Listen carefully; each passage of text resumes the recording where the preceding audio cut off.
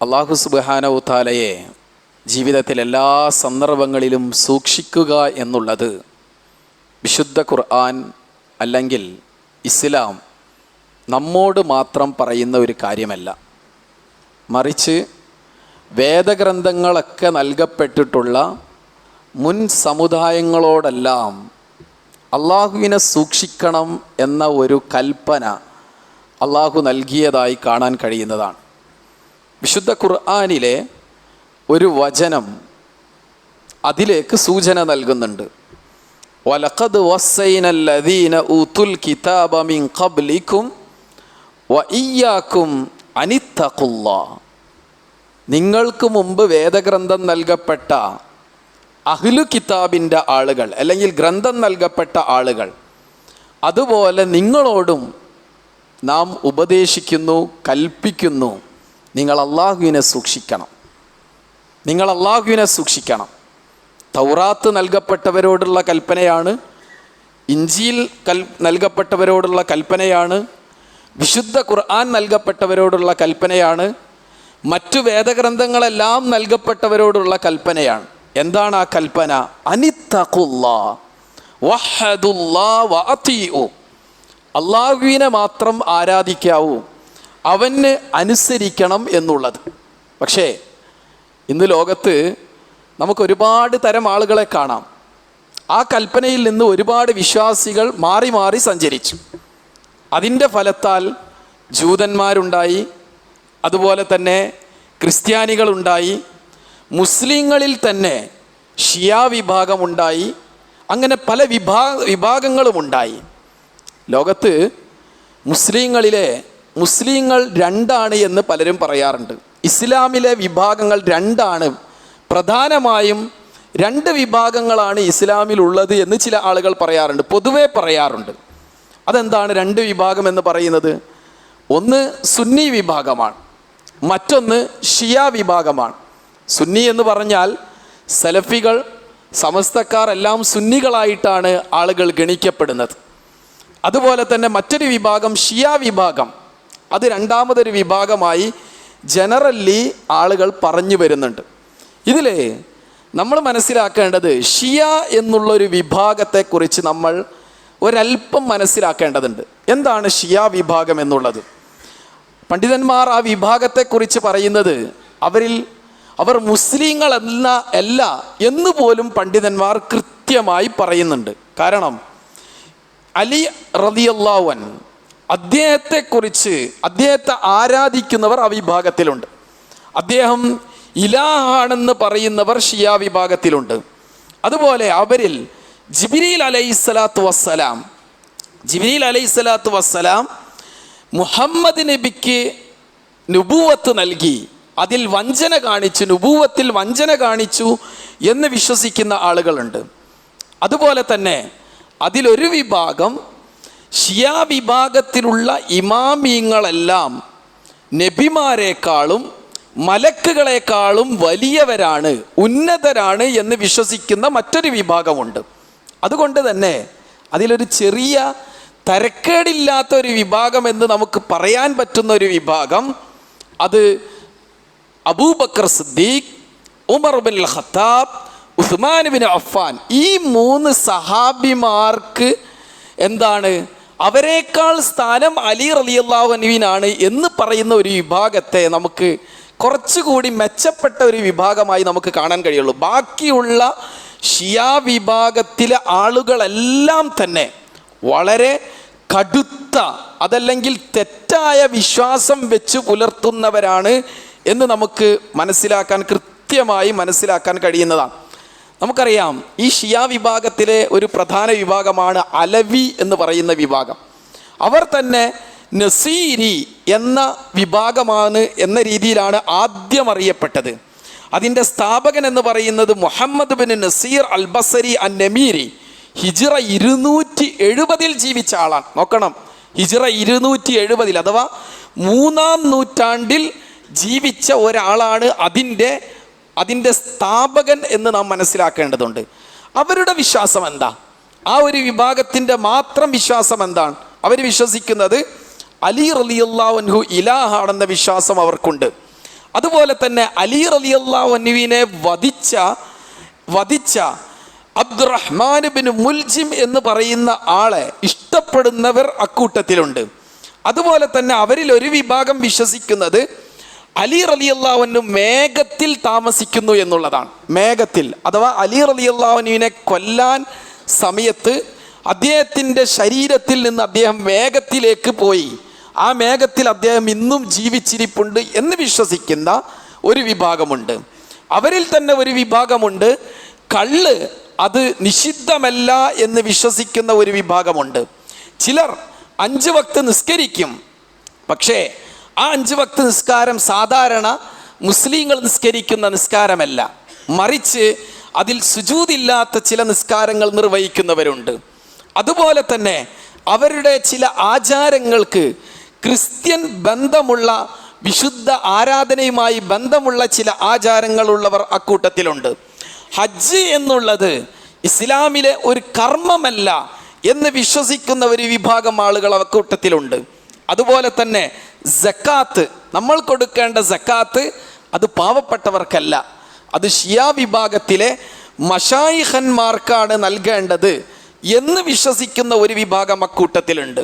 അതുപോലെ തന്നെ അവർക്കിടയിൽ നോമ്പിനെ കുറിച്ചുള്ളതായ ഒരു വിചാരം, അതല്ലെങ്കിൽ ഒരു വിശ്വാസം, നോമ്പ് എന്നുള്ളത് റമളാൻ മാസത്തിൽ അവരുടെ ഭാര്യമാരുമായി വിട്ടുനിൽക്കലാണ്, ഭാര്യമാരുമായി സഹവസിക്കാതിരിക്കലാണ്, അതാണ് നോമ്പ് എന്ന് വിശ്വസിക്കുന്ന ഒരു വിഭാഗമുണ്ട്. ഇതെല്ലാം ഷിയാക്കളിലെ നസൈരി വിഭാഗം, അതല്ലെങ്കിൽ അലവി വിഭാഗം, ആ ഒരു വിഭാഗം വെച്ച് പുലർത്തുന്ന, അല്ലെങ്കിൽ അവരിൽ ചിലർ വെച്ച് പുലർത്തുന്നതായ ചില വിശ്വാസങ്ങളാണ്. ഞാൻ പറഞ്ഞു വന്നത്, വർത്തമാന കാലഘട്ടത്തിൽ നമ്മുടെ ഏറ്റവും വലിയ ന്യൂസ് എന്ന് പറയുന്നത് സിറിയയുടെ ഒരു മാറ്റമാണ്, ഭരണമാറ്റമാണ്. എന്താണ് സിറിയ എന്ന് നാം തിരിച്ചറിയണം. ഇപ്പോൾ ഒരു കണ്ടംപററി ന്യൂസായിട്ട് നമുക്ക് ഇഷ്യൂ ആയിട്ട് കാണാൻ പറ്റുന്ന ഒരു വർത്തമാന ചരിത്രം എന്ന് പറയുന്നത് സിറിയയുടെ ഒരു മാറ്റമാണ്. ഷാം എന്ന് പറയുന്ന ഒരു രാജ്യത്തിൻ്റെ തന്നെ മാറ്റമാണ്. എന്താണ് സിറിയ? ആ രാജ്യത്തിൻ്റെ പ്രത്യേകത എന്താണ്? 75%, 75% അത് മുസ്ലിംസാണ്. അതുപോലെ തന്നെ 10% ക്രിസ്ത്യൻസാണ്. അതുപോലെ അതിലെ ബാക്കി വരുന്ന ശതമാനം അതെന്താണ്? അത് 50%, അത് വരുന്നത് 15% വരുന്നത് അത് ഷിയാക്കളാണ്. ഈ ഷിയ വിഭാഗത്തെ പ്രതിനിധീകരിച്ചു കൊണ്ടാണ് 54 വർഷക്കാലം അവിടെ ഭരണം നടത്തപ്പെട്ടിട്ടുള്ളത്. 54 years അവിടെ ഭരണം നടത്തപ്പെട്ടിട്ടുള്ളത് ഈ 15% വരുന്നതായ ഷിയ വിഭാഗത്തെ പ്രതിനിധീകരിച്ചു കൊണ്ടാണ്. ഇത് നമ്മൾ ആരെങ്കിലും മനസ്സിലാക്കിയിട്ടുണ്ടോ?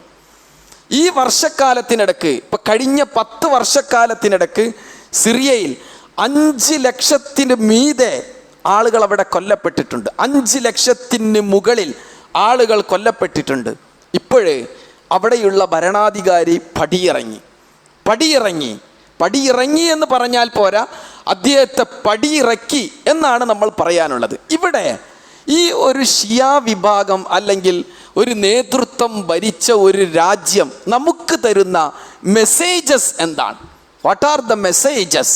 അതേക്കുറിച്ചാണ് നമ്മൾ ഇപ്പോൾ ഈ ഒരു അവസരത്തിൽ ചിന്തിക്കേണ്ടത്. വിശുദ്ധ ഖുർആനിൻ്റെ ഒരു വചനമുണ്ട്, വലാ തഹിനു വലാ തഹ്സനു വഅൻതുമുൽ അലൗൻ ഇൻ കുൻതും മുഅ്മിനീൻ. Don't be sad. നിങ്ങൾ ദുഃഖിക്കേണ്ട, നിങ്ങൾ നിന്ദ്യരാവേണ്ട. നിങ്ങൾ ഉന്നതരാണ്, നിങ്ങൾ ഉത്തമരാണ്. എപ്പോഴാണ് നിങ്ങൾ ഉത്തമരാകുന്നത്? വിശ്വാസികളാണെങ്കിൽ നിങ്ങൾ ഉന്നതരാണ്. വിശുദ്ധ ഖുർആനിൻ്റെ ഒരു പ്രഖ്യാപനമാണ്. എവിടെയൊക്കെ നമുക്ക് ഔന്നിത്യമുണ്ടോ അവിടെയെല്ലാം വിശ്വാസം ഉള്ളത് കൊണ്ട് മാത്രമായിരിക്കും നമുക്ക് ഔന്നിത്യമുണ്ടാവുക, വിജയമുണ്ടാവുക. വിശ്വാസികളായാൽ അള്ളാഹുവിൻ്റെ കാരുണ്യമുണ്ടാകുമെന്ന് വിശുദ്ധ ഖുർആൻ നമ്മെ പഠിപ്പിക്കുന്നുണ്ട്. അതാണ് സൂറത്തു തൗബയിലെ ഒരു വചനം, വൽ മുഅ്മിനൂൻ വൽ മുഅ്മിനാത്ത് ബഅ്ളുഹും ഔലിയാഉ ബഅ്ള് യഅ്മുറൂന ബിൽ മഅറൂഫ്. സത്യവിശ്വാസികൾ പരസ്പരം മിത്രങ്ങളാണ്, അതുപോലെ സംരക്ഷകരാണ് സത്യവിശ്വാസികളും പരസ്പരം മിത്രങ്ങളാണ്. സത്യവിശ്വാസികളുടെ പ്രത്യേകത എന്താ? യഅ്മുറൂന ബിൽ മഅറൂഫ്, നന്മ കൽപ്പിക്കും, വയൻഹൗന അനിൽ മുൻകർ, തിന്മ വിരോധിക്കും, വയുഖീമൂന സ്സലാ, നിസ്കാരം നിലനിർത്തും, വയുഅ്തൂന സക്ക, സകാത്ത് നൽകും, വയുതീഊന അല്ലാഹ വറസൂലഹു, അല്ലാഹുവും റസൂലിനെയും അനുസരിക്കും. അള്ളാഹുവിനെ മാത്രമല്ല, അള്ളാഹുവിൻ്റെ റസൂലിനെയും അനുസരിക്കും. ഉലൈക സയർഹമുഹുമുല്ലാഹ്, അള്ളാഹുവിൻ്റെ കാരുണ്യം ആ സത്യവിശ്വാസികൾക്ക് ഉണ്ടാകുമെന്ന് വിശുദ്ധ ഖുർആൻ വളരെ കൃത്യമായി നമ്മെ പഠിപ്പിക്കുന്നു. അപ്പോൾ സഹകരിക്കേണ്ടവർ കലഹിക്കാൻ പാടില്ല എന്ന് വിശുദ്ധ ഖുർആനിൽ വളരെ വ്യക്തമായി കൊണ്ട് പറയുന്നുണ്ട്. റസൂലുള്ള പഠിപ്പിക്കുന്നുണ്ട്. അള്ളാഹുവിൻ്റെ റസൂൽ സല്ലല്ലാഹു അലൈഹി വസല്ലം ഒരിക്കൽ പഠിപ്പിച്ചു, അൽ മുഅ്മിൻ ലിൽ മുഅ്മിനി കൽ ബുൻയാൻ യശുദ്ദു ബഅ്ളുഹു ബഅ്ള. ഒരു സത്യവിശ്വാസി മറ്റൊരു സത്യവിശ്വാസിയെ സംബന്ധിച്ച് ഒരു കെട്ടിടം പോലെയാണ്. ആ കെട്ടിടത്തിൻ്റെ ചില കല്ലുകൾ മറ്റു ചില കല്ലുകൾക്ക് ശക്തിയാണ്. അതുപോലെ പരസ്പരം വിശ്വാസികൾ പരസ്പരം ശക്തിമായി അല്ലെങ്കിൽ പരസ്പരം സഹായികളാണെന്ന് റസൂലുള്ളാഹി സ്വല്ലല്ലാഹു അലൈഹി വസല്ലം പഠിപ്പിക്കുന്നു. അതുപോലെ തന്നെ റസൂലിൻ്റെ മറ്റൊരു ഹദീസ്, മസലുൽ മുഅ്മിനീൻ ഫീ തവാദ്ദുഹിം വതറാഹുമിഹിം വതആതുഫിഹിം മസലുൽ ജസദിൽ വാഹിദ് ഇദാ ഇശ്തകാ മിൻഹു ഉദ്വുൻ തദഅ ലഹു സായിറുൽ ജസദ് ബിസ്സഹ്രി വൽ ഹുമ്മാ. റസൂലുള്ളാഹി സ്വല്ലല്ലാഹു അലൈഹി വസല്ലം പഠിപ്പിക്കുകയാണ്, സത്യവിശ്വാസികൾ പരസ്പര സ്നേഹം, പരസ്പര സഹവർത്തിത്വം, പരസ്പരം കാരുണ്യം, ഇതിൽ അവരുടെ ഉപമ എന്ന് പറയുന്നത് ശരീരം പോലെയാണ്. ശരീരത്തിൽ ഏതെങ്കിലും ഒരു പാർട്ടിന്, ഏതെങ്കിലും ഒരു അവയവത്തിന് എന്തെങ്കിലും പ്രശ്നം വന്നാൽ ശരീരം മൊത്തം അതിൻ്റെ എഫക്റ്റ് ഉണ്ടാകും. അതുപോലെയാണ് സത്യവിശ്വാസികൾ. ഒരാൾക്ക് എന്തെങ്കിലും പ്രശ്നമുണ്ടെങ്കിൽ all of the community will be part of that pain. ആ ഒരു പ്രശ്നത്തിൻ്റെ പാർട്ടാകുമെന്ന് റസൂലുള്ളാഹി സ്വല്ലല്ലാഹു അലൈഹി വസല്ലം നമ്മെ പഠിപ്പിക്കുന്നുണ്ട്. എന്താണ് റസൂൽ പറഞ്ഞത്? അക്രമിയെ പോലും സഹായിക്കാനാ അള്ളാഹുവിൻ്റെ റസൂൽ സ്വല്ലല്ലാഹു അലൈഹി വസല്ലം പഠിപ്പിച്ചത്. അക്രമിയെ, നമുക്ക് അത്ഭുതം വരുന്നുണ്ടോ? അക്രമിയെ നമ്മൾ സഹായിക്കണമെന്ന് റസൂലുള്ളാഹി സ്വല്ലല്ലാഹു അലൈഹി വസല്ലം പഠിപ്പിക്കുന്നു. അള്ളാഹുവിൻ്റെ റസൂൽ പഠിപ്പിച്ചു, അൽ മുസ്ലിം അഖുൽ മുസ്ലിം ലാ യളിമുഹു വലാ യുസ്ലിമുഹു. ഒരു വിശ്വാസിയെ ഉപദ്രവിക്കാൻ പാടില്ല, സഹോദരനാണ്, ഉപദ്രവത്തിന് വേണ്ടി വിട്ടുകൊടുക്കാനും പാടില്ല.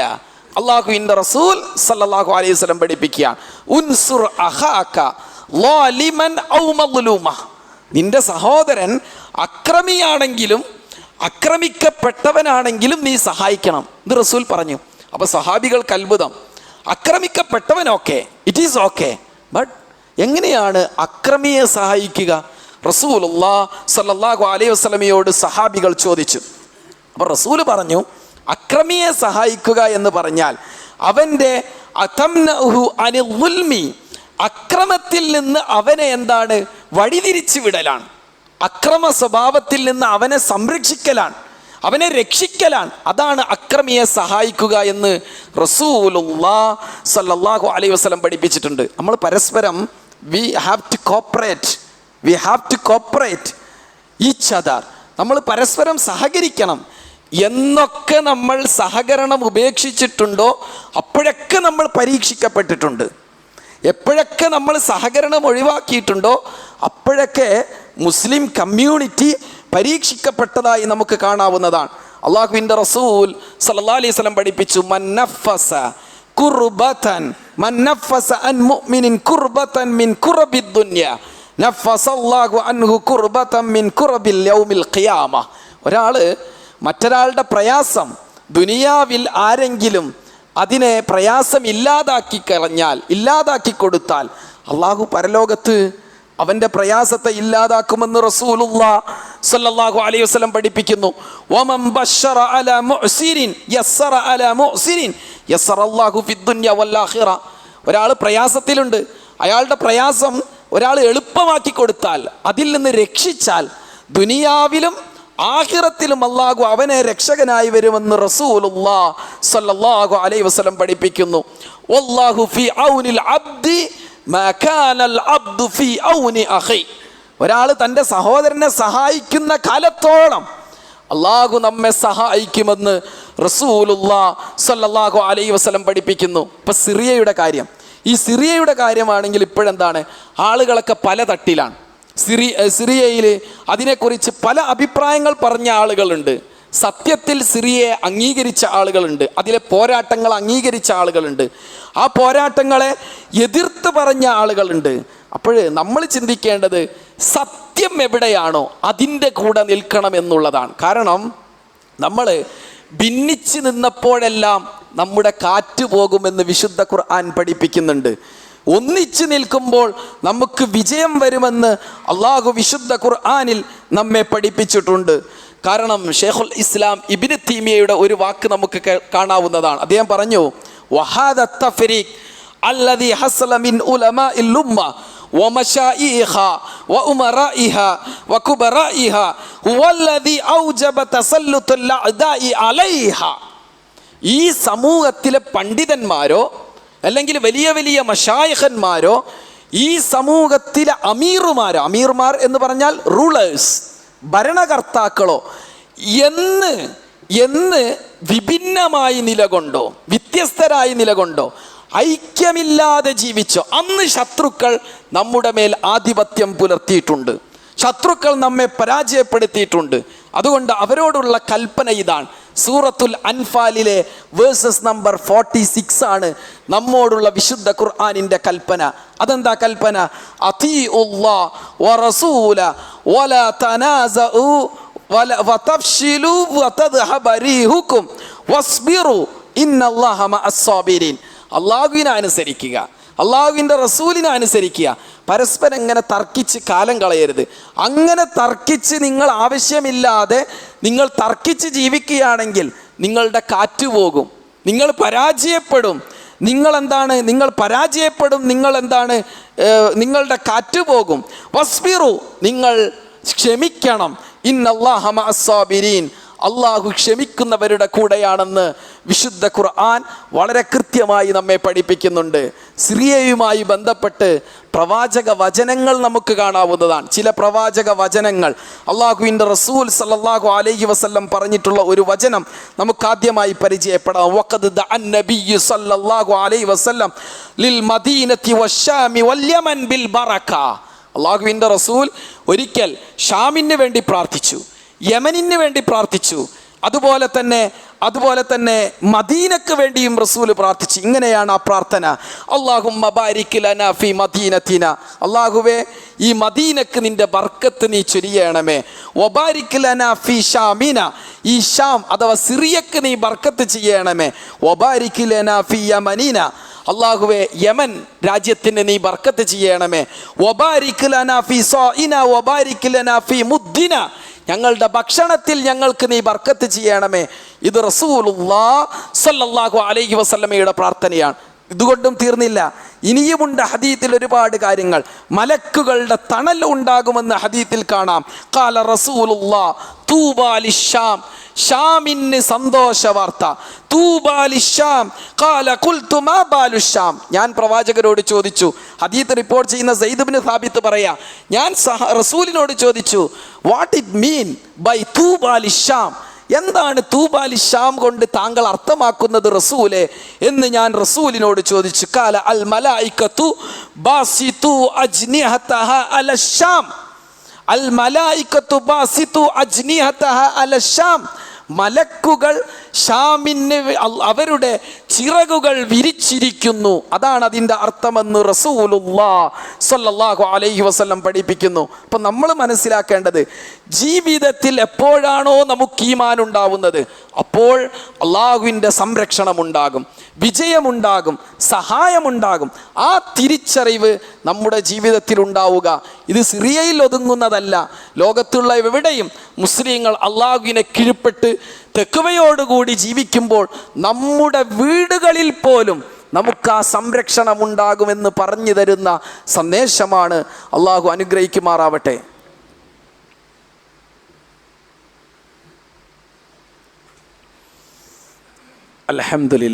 അൽഹംദുലില്ലാഹി റബ്ബിൽ ആലമീൻ.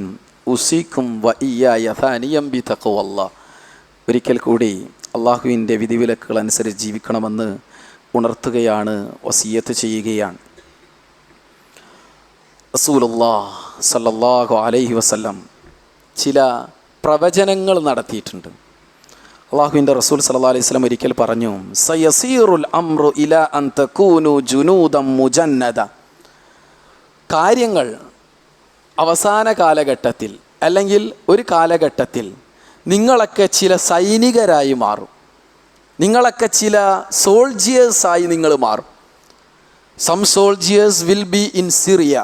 റസൂലുള്ളാഹി സ്വല്ലല്ലാഹു അലൈഹി വസല്ലം പറയാം, ചില സൈനികർ എവിടെ ഉണ്ടാകും? ജുന്ദും ബിശ്ശാം വജുന്ദും ബിൽ യമൻ.